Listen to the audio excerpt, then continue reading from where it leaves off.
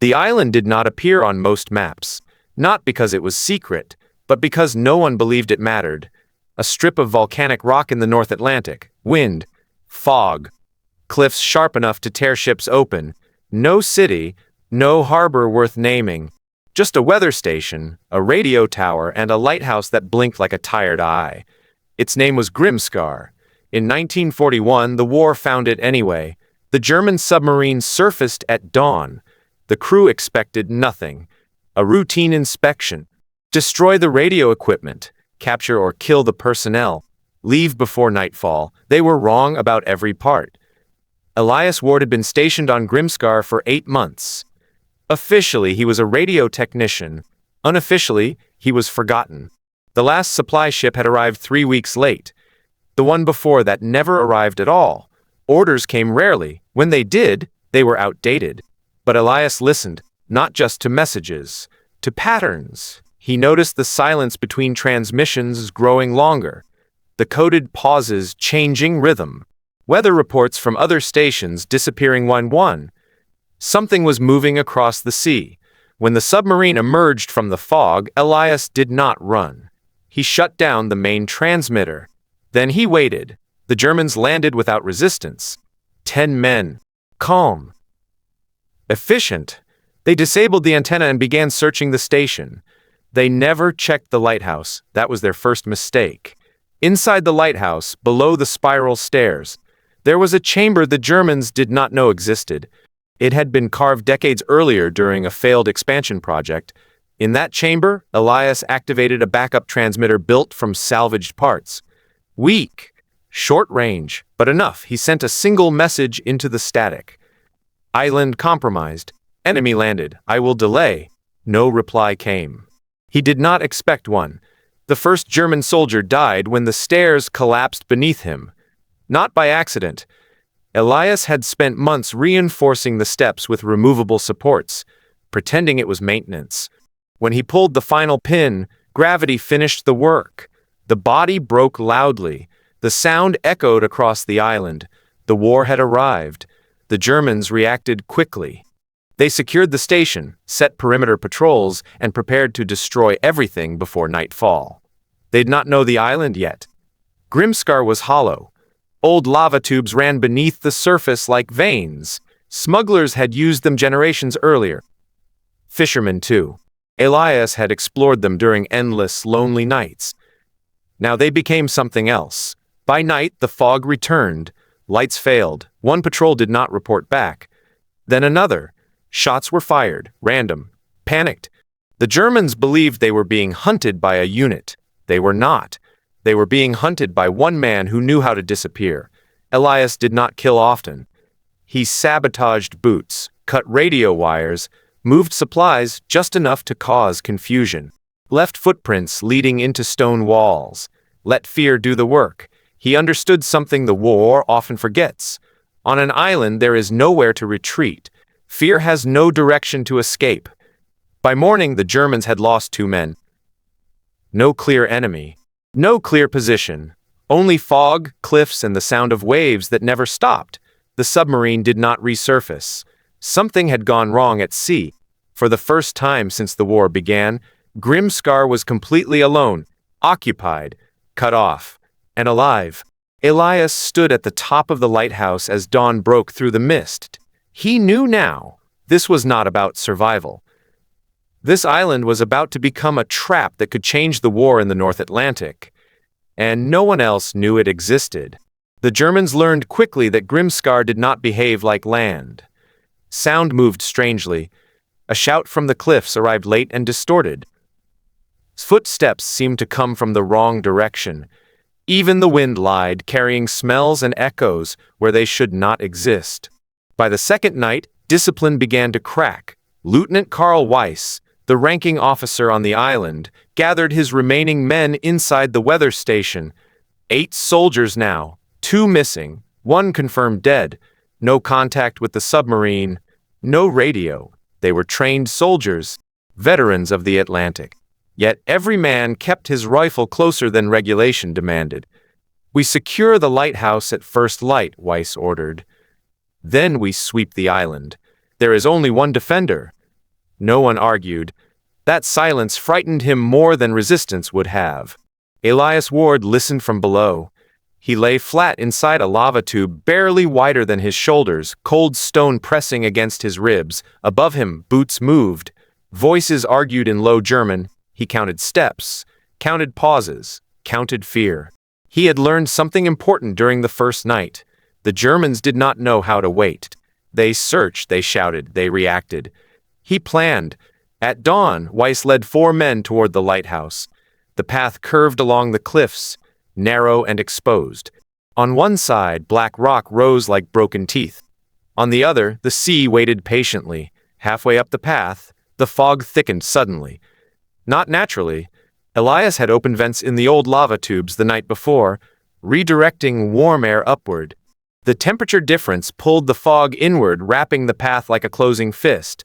Visibility dropped to less than 2 meters. Weiss raised his hand.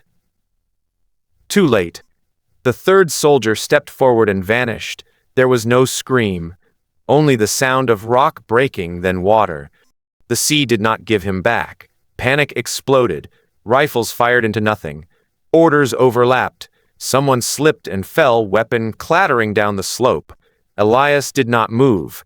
He let gravity do the killing again. When the fog thinned, Weiss counted 3 men where there had been 4. He ordered a retreat. The lighthouse would wait. Back at the station, tempers snapped. "This is madness," one soldier said. "He is controlling the island." Weiss slammed his fist onto the table. "He is a radio man, not a god." But his voice lacked conviction, because something was wrong. Every military instinct told him they should have found the enemy by now, yet they had not seen him once. Not a face, not a shadow, not a sound that confirmed location, only absence. That afternoon, Elias made his boldest move yet. He turned the radio back on. Not the main transmitter, it was too obvious. He used the backup unit inside the lighthouse chamber and boosted the signal using a reflector made from scavenged metal sheets. Then he waited for the right moment. When Weiss began transmitting emergency codes toward the mainland, Elias cut in. Not with words. With weather data. Precise. Accurate. Indisputable. Wind speed, wave height, visibility shifts. The exact information Grimskar existed to provide. The German operator froze. Weiss grabbed the headset. "Identify yourself." Static answered, then a calm English voice. "This station is operational." Silence followed, then shouting in German behind Weiss. Questions, accusations, fear. Weiss leaned closer to the microphone. "You are alone," he said. "You cannot win."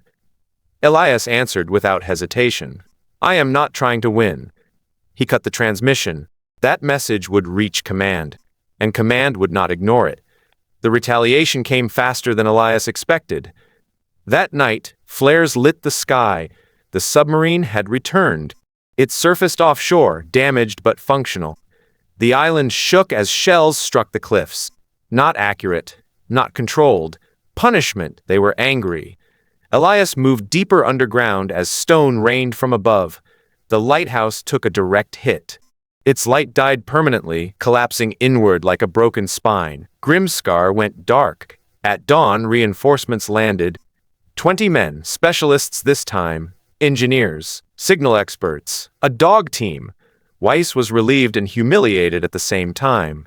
New orders were clear. Secure the island permanently. Capture the defender alive if possible. Destroy all underground access. They would not leave again. The dog found Elias's scent within minutes. The barking echoed through the tubes, relentless and precise. Elias ran. He knew the tunnels better than anyone. But exhaustion slowed him. Hunger burned. The island was shrinking. He reached the lowest chamber just as the barking grew louder. There was only one exit left. The sea tunnel. It was half flooded.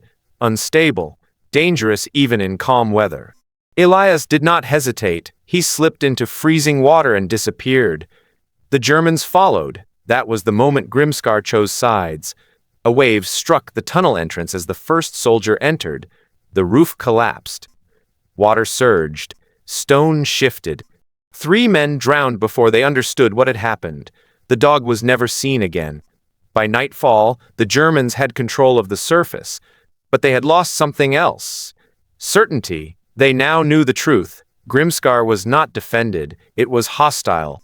And as long as Elias Ward lived somewhere beneath stone and sea, the island could never be considered secure. Far below the cliffs, Elias surfaced inside a hidden cove, lungs burning, hands bleeding. He pulled himself on a rock and laughed quietly. Not from joy, from understanding. The war had followed him to the end of the world, and now it was trapped with him. Grimskar was no longer silent. It could not be, even when no one spoke. The radio interference began first. Ships passing hundreds of kilometers away reported strange echoes in their receivers. Weather stations picked up transmissions that did not match any known schedule.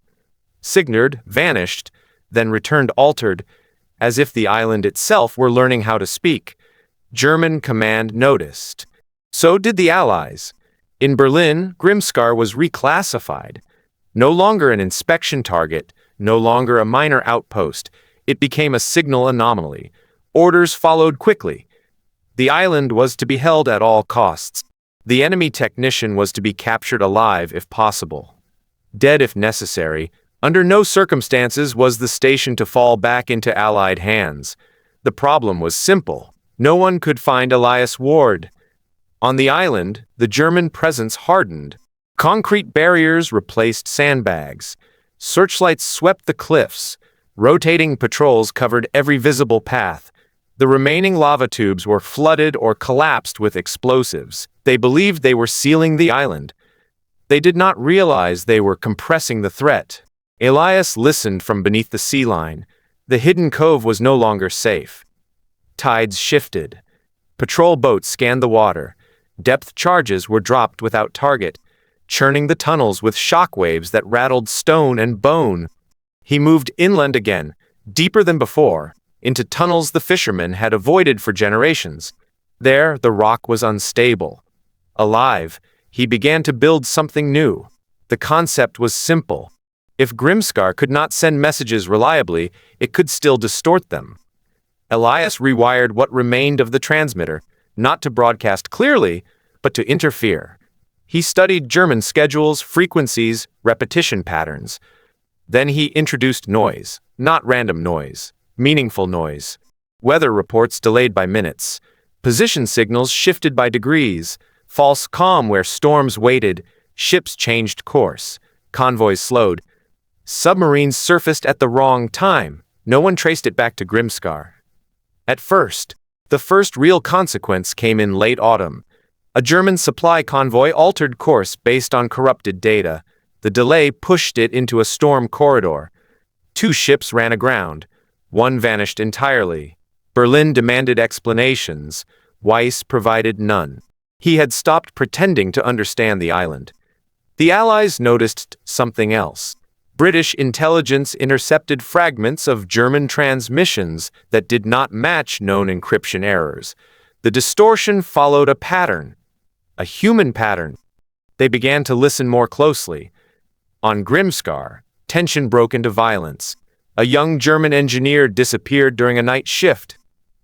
His body was 2 days later near the base of the cliffs.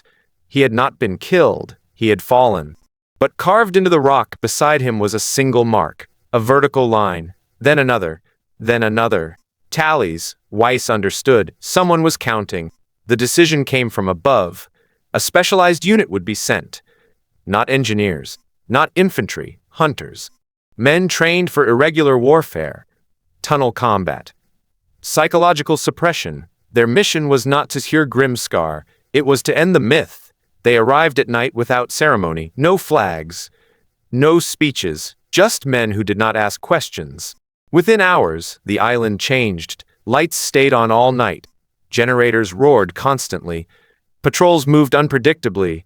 Dogs were replaced with traps, sensors, wire alarms. Elias felt it immediately. The island was tightening. For the first time, he made a mistake. He lingered too long near the old station ruins, listening to a transmission he should have ignored. A flare went up. Gunfire followed. He ran, but not fast enough. A bullet tore through his shoulder. He fell hard, breath knocked out of him, blood warm against cold stone. He dragged himself into a fissure and waited. The hunters passed within meters. One of them stopped, listened, then moved on. Alone in the dark, Elias pressed his hand against the wound. He understood now. This phase was over. Grimskar could not survive as a secret anymore. If the island was to matter, it needed witness. That night, using the last stable frequency available, Elias sent a message not to Germany, not to command. To anyone listening, this is Grimskar Station. I am still operational. The island is occupied. Signals are compromised. Trust nothing that comes from here unless you hear my voice. He repeated it 3 times. Then he destroyed the transmitter. By morning, Grimskar was quiet again. But far away, in rooms filled with maps and headphones, people had heard him. The island had spoken, and the war had noticed. Grimskar was marked, not with ink on a map, but with silence in the wrong places. After Elias Ward's broadcast, German transmissions around the North Atlantic grew cautious. Convoys slowed. Submarines delayed surfacing. Orders were repeated twice, sometimes 3 times, as if command itself had begun to doubt its own voice. That hesitation was noticed. In London, analysts circled a single point on the chart: a nameless island. A radio ghost, a distortion that followed intent. Grimskar was no longer irrelevant. It was dangerous. The Allied decision came quietly. No rescuing. No attempt to extract the operator. Instead, they chose the option war always returns to when uncertainty grows. Removal. If Grimskar could not be controlled, it would be erased. The Germans sensed it too. Air patrols increased. Anti-aircraft guns were moved onto the cliffs. Reinforcements arrived again, but different this time, not hunters. Guards. They were not searching for Elias anymore. They were protecting the island from the sky. Elias felt the change before he saw it. The air vibrated differently. Engines passed overhead at high altitude. The sea became crowded with cautious movement. He had lost blood. He had lost strength. But he had gained clarity. If Grimskar was destroyed while occupied, it would take the garrison with it. If it survived, it would remain a lie in the enemy's system. The island had only one final role left to play. He moved for the last time. Not to hide. To prepare. Deep in the volcanic core of Grimskar was a chamber few knew existed. An old pressure cavity formed during the island's creation. It was unstable, violently so. German engineers had sealed it decades earlier, fearing collapse. Elias reopened it. Carefully, bleeding into the stone as he worked, he rerouted what remained of the station's power into the chamber. Not enough to explode it, enough to wake it. The bombing began at dusk. The first wave hit the cliffs, tearing rock from stone. The second wave struck the plateau, flattening installations and sending fire across the island. German anti-aircraft guns roared in response. None of it touched Elias. He stood in the core chamber, listening to the island tremble. Above ground, chaos ruled. German officers realized too late that this was not suppression. It was elimination. Orders came to evacuate. There was nowhere to go. Boats capsized in the surf. Smoke blinded the cliffs. The lighthouse ruins collapsed fully into the sea. Grimskar was being unmade. In the core chamber, cracks spread like veins. Stones screamed. The sea answered. Elias activated the final sequence. Not a broadcast. A release. The chamber failed. Not violently. Catastrophically. The island did not explode. It folded. Pilots later reported something they could not explain. As the final bombs fell, the sea rose unnaturally high around Grimskar. Waves curved inward, the island to sink into its own shadow. Then it was gone, not shattered. Submerged.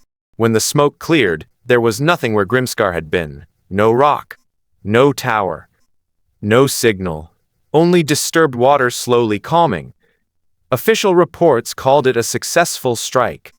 An unimportant island removed. Collateral losses acceptable.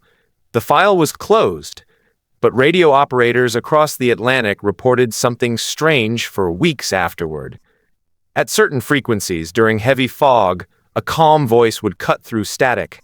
"This is Grimskar Station. Weather unchanged." Then silence. Elias Ward was never found. No body, no record, no grave. Only an absence large enough to distort a war. Wars are measured in numbers. Ships sunk, planes lost, men buried. But sometimes the most decisive weapon leaves nothing behind. Grimskar did exactly that. In the weeks after the island vanished, naval operations across the North Atlantic slowed noticeably. Convoys hesitated. Submarines surfaced less often. Captains double-checked weather data that had never betrayed them before. Not because of confirmed enemy action, because something was missing. German Naval Command noticed the pattern first. The distortion was gone. The false signals had stopped. The interference that had haunted their transmissions simply. On paper, this was good news. In reality, it was worse, because now they could no longer tell when information was wrong. Before Grimskar disappeared, errors had shape. They could be blamed, tracked, adjusted for. Now everything looked clean. Too clean. Convoys resumed speed and began to die. 3 weeks after the bombing, a German wolfpack surfaced precisely on schedule, confident in clear conditions. Allied aircraft were already waiting. No warning. No distortion. No delay. 6 submarines never returned. Command blamed coincidence. Then it happened again.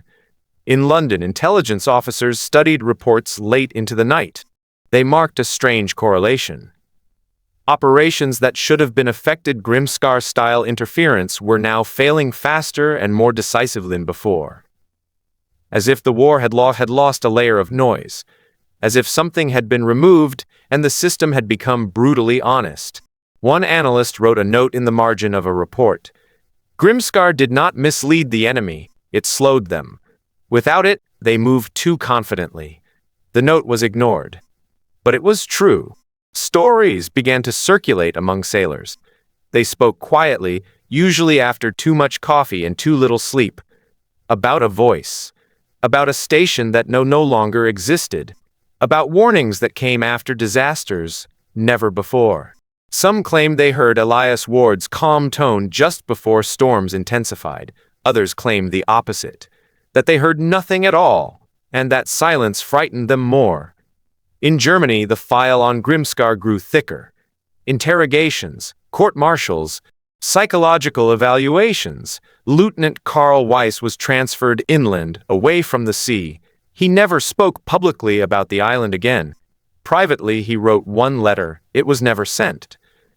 It was not a man, he wrote. It was a delay in reality. When it vanished, the war became sharper. By 1944, Grimskar had entered Allied folklore.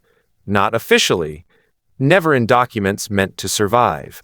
But in mess halls and briefing rooms, officers sometimes referenced dead islands.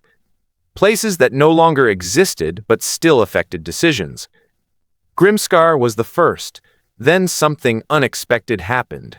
During a violent North Atlantic storm, a British convoy received a short transmission, unencrypted, unscheduled, impossible. "This is Grimskar Station. Severe conditions. Delay course adjustment." The convoy hesitated. Just long enough. The storm swallowed the path they would have taken. They survived. Intelligence dismissed it as coincidence. No source could be identified. No wreckage existed. No island remained. But someone somewhere was still listening. After the war, Grimskar was quietly added to a list of class anomalies.